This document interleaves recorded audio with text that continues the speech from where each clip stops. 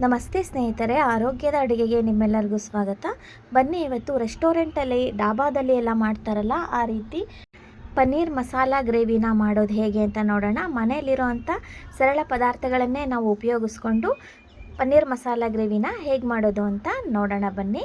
ಇದನ್ನು ಮಾಡೋದಕ್ಕೆ ನಾನಿಲ್ಲಿ ಮೊದಲು ಒಂದು ಮಸಾಲ ಪೇಸ್ಟ್ನ ರೆಡಿ ಮಾಡ್ಕೋಬೇಕು. ಅದಕ್ಕೆ ಒಂದು ಸಣ್ಣ ಮಿಕ್ಸರ್ ಜಾರ್ಗೆ 2 ಟೀ ಚಮಚದಷ್ಟು ಕೊತ್ತಂಬರಿ ಕಾಳನ್ನು ಹಾಕ್ಕೋಬೇಕು. ಆನಂತರ 2 ಟೀ ಚಮಚದಷ್ಟು ಗಸಗಸೆನ ಹಾಕ್ಕೋಬೇಕು. ಇದೆರಡನ್ನು ಫಸ್ಟಿಗೆ ಪುಡಿ ಮಾಡ್ಕೋಬೇಕು, ಯಾಕೆಂದರೆ ಬೇರೆ ಪದಾರ್ಥಗಳು ಸೇರಿದ ಮೇಲೆ ಈ ಗಸಗಸೆ ನೀಟಾಗಿ ಪುಡಿ ಆಗೋದಿಲ್ಲ. ಅದಕ್ಕೆ ಮೊದಲೊಂದು ಸ್ವಲ್ಪ ಇದನ್ನು ಪುಡಿ ಮಾಡ್ಕೋಬೇಕು. ಆನಂತರ ಇದಕ್ಕೆ 1 ಇಂಚಷ್ಟು ಶುಂಠಿನ ಹಾಕೋತಾ ಇದ್ದೀನಿ. ಆನಂತರ 4 ರಿಂದ 5 ಬೆಳ್ಳುಳ್ಳಿನ ಹಾಕೋತಾ ಇದ್ದೀನಿ. ಜವಾರಿ ಬೆಳ್ಳುಳ್ಳಿ, ಫಾರ್ಮ್ ಬೆಳ್ಳುಳ್ಳಿ ಆದರೆ ಒಂದು ಇಡೀ ಗೆಡ್ಡೆನ ಹಾಕ್ಕೊಳ್ಳಿ. ಆನಂತರ 8 ರಿಂದ 10 ಗೋಡಂಬಿನ ಹಾಕೋಬೇಕು. ಗೋಡಂಬಿನ ಹಾಕ್ಕೊಳ್ಳೇಬೇಕು, ಆವಾಗೆ ಕ್ರೀಮಿ ಟೆಕ್ಸ್ಚರ್ ಬರೋದು ನಮಗೆ. ಆನಂತರ 2 ಮಧ್ಯಮ ಗಾತ್ರದ ಈರುಳ್ಳಿನ ಹಾಕೋತಾ ಇದ್ದೀನಿ. ಆನಂತರ ಇದಕ್ಕೆ 1 ಹಿಡಿಯಷ್ಟು ಕೊತ್ತಂಬರಿ ಸೊಪ್ಪನ್ನು ಹಾಕೋಬೇಕು. ಕೊನೆಗೆ 1-2 ಲವಂಗ ಹಾಗೆ ಸ್ವಲ್ಪ ಚಕ್ಕೆನ ಹಾಕೋಬೇಕು. ನಾನು ಮತ್ತೆ ಬೇರೆ ಏನು ಗರಂ ಮಸಾಲ ಪುಡಿನ ಹಾಕೋದಿಲ್ಲ. ಮಿಕ್ಸಿ ಜಾರ್ಗೆ ಹಾಕಿ ಏನು ಪೇಸ್ಟ್ ಮಾಡಿರ್ತೀವಿ ಅಷ್ಟೇ.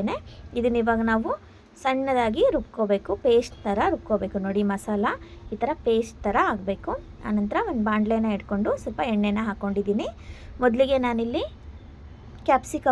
ಕಲರ್ ಕ್ಯಾಪ್ಸಿಕಮ್ನ ತೊಗೊಂಡಿದ್ದೀನಿ. ಕೆಂಪು ಬಣ್ಣ, ಹಸಿರು ಬಣ್ಣ ಹಾಗೆ ಹಳದಿ ಬಣ್ಣದ ಕ್ಯಾಪ್ಸಿಕಮ್ಮನ್ನು ತೊಗೊಂಡಿದ್ದೀನಿ. ನೀವು ಬರೀ ಒಂದೇ ಥರನೂ ತೊಗೋಬೋದು. ಅಟ್ರಾಕ್ಷನ್ ಆಗಲಿಕ್ಕೆ, ಮಕ್ಕಳಿಗೆ ಅಟ್ರಾಕ್ಷನ್ ಆಗಲಿಕ್ಕೆ ಈ 3 ಬಣ್ಣದ ಕ್ಯಾಪ್ಸಿಕಮ್ಮನ್ನು ತೊಗೊಂಡು ನಾನು ಫ್ರೈ ಮಾಡ್ತಾಯಿದ್ದೀನಿ. ಇದನ್ನು ಎಣ್ಣೆಯಲ್ಲಿ ಚೆನ್ನಾಗಿ ಬಾಡಿಸ್ಕೋಬೇಕು. ನಾವು ಗ್ರೇವಿನಲ್ಲಿ ಇದನ್ನೇನು ಜಾಸ್ತಿ ಕುದಿಸೋದಿಲ್ಲ, ಈ ಎಣ್ಣೆನಲ್ಲೇ ಚೆನ್ನಾಗಿ ಸ್ವಲ್ಪ ಫ್ರೈ ಮಾಡ್ಕೋಬೇಕು. ಸ್ವಲ್ಪ ಇದು ಚೆನ್ನಾಗಿ ಮೆತ್ತಗೆ ಬಾಡಬೇಕು. ನೋಡಿ, ಅಲ್ಲಿ ತನಕನೂ ಫ್ರೈ ಮಾಡ್ಕೋಬೇಕು. ಒಂದು 3 ನಿಮಿಷಗಳ ಕಾಲ ಸಣ್ಣ ಉರಿ ಹಿಡ್ಕೊಂಡು ಈ ಥರ ತಿರುಗಿಸ್ತಾನೆ ಇರಬೇಕು, ಆವಾಗ ಫ್ರೈ ಆಗುತ್ತೆ. ಇವಾಗ ನೋಡಿ ಆಗಿದೆ. ಇದನ್ನು ತೆಗಿತಾ ಇದ್ದೀನಿ ಒಂದು ತಟ್ಟೆಗೆ. ಇದನ್ನೆಲ್ಲನೂ ತೆಗೆದಿಟ್ಕೊಳ್ಳೋಣ.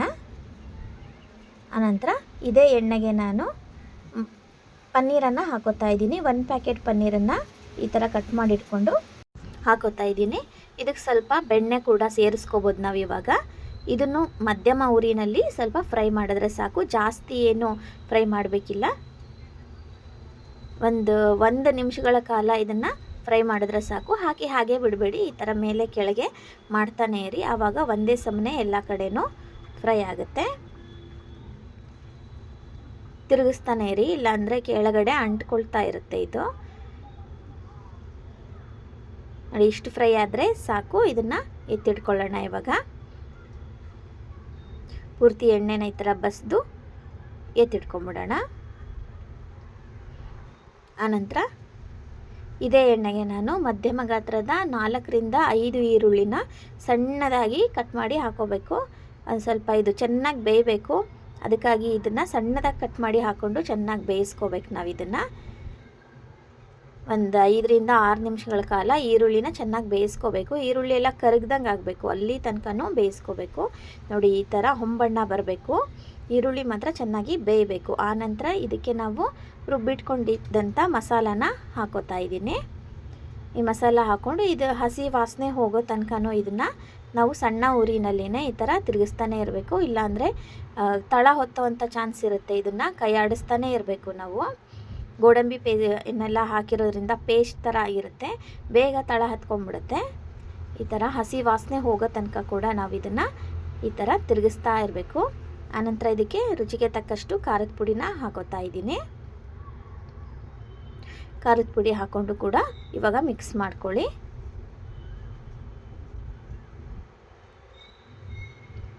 ಆನಂತರ ಇದಕ್ಕೆ 2 ನಾಟಿ ಟೊಮೆಟೊನ ಪ್ಯೂರಿ ಮಾಡಿ ಹಾಕೋತಾ ಇದ್ದೀನಿ. ಈ ಟೊಮೆಟೊದ ವಾಸನೆ ಕೂಡ, ಹಸಿ ವಾಸನೆ ಹೋಗಬೇಕು, ಅಲ್ಲಿ ತನಕ ಇದನ್ನು ಚೆನ್ನಾಗಿ ಬಾಡಿಸ್ಕೋಬೇಕು.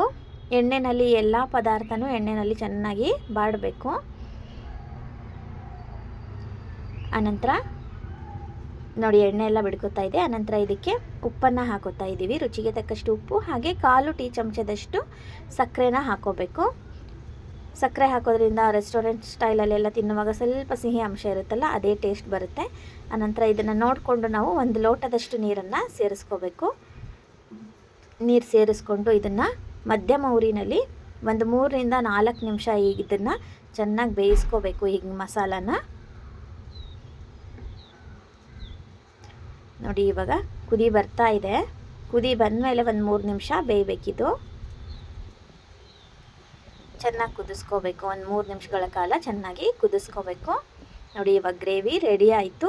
ಇದಕ್ಕೆ ನಾವು ಇವಾಗ ಫ್ರೈ ಮಾಡಿ ಇಟ್ಕೊಂಡಿದ್ವಲ್ಲ ಅದನ್ನೆಲ್ಲ ಹಾಕೋಬೇಕು. ಪನ್ನೀರ್ ಮತ್ತು ಕ್ಯಾಪ್ಸಿಕಮನ್ನು ಹಾಕ್ಕೋಬೇಕು. ಇದನ್ನು ಹಾಕ್ಕೊಂಡ್ಮೇಲೆ ಏನು ಜಾಸ್ತಿ ಬೇಯಿಸ್ಬೇಕಿಲ್ಲ.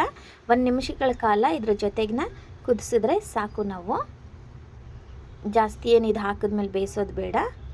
ಎಲ್ಲ ನೀಟಾಗಿ ಮಿಕ್ಸ್ ಮಾಡಿಕೊಂಡು ಒಂದು 30 ಸೆಕೆಂಡಿಂದ 1 ನಿಮಿಷಗಳ ಕಾಲ ಒಂದು ಕುದಿ ಕುದ್ರೆ ಸಾಕು.